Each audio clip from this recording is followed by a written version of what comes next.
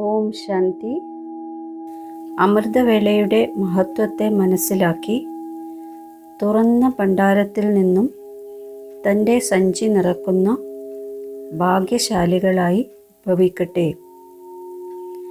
അമൃതവേളയിൽ വരദാതാവും വിധാതാവുമായ ബാബയിൽ നിന്നും ആരാണ് ഭാഗ്യത്തിൻ്റെ രേഖ എത്രത്തോളം നീട്ടി വരക്കാൻ ആഗ്രഹിക്കുന്നുവോ അത്രത്തോളം വരച്ചെടുത്തോളൂ. കാരണം ആ സമയത്ത് നിഷ്കളങ്കനായ ഭഗവാന്റെ രൂപത്തിൽ ലവ്ഫുള്ളാണ്, അതായത് സ്നേഹസാഗര രൂപത്തിലാണ്. അതിനാൽ അധികാരിയാകൂ.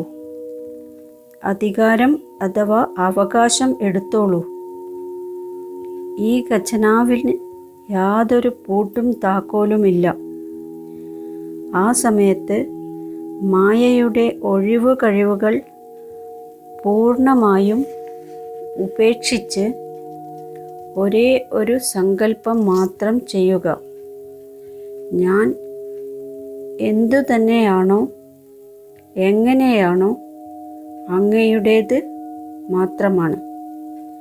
മനസ്സും ബുദ്ധിയും ബാബയിൽ പൂർണ്ണമായും സമർപ്പിച്ച് സിംഹാസനധാരിയാകൂ. അപ്പോൾ ബാബയുടെ സർവ്വ ഖജനാവുകളും തൻ്റേതാണ് എന്ന അനുഭവം ചെയ്യും. ഓം ശാന്തി.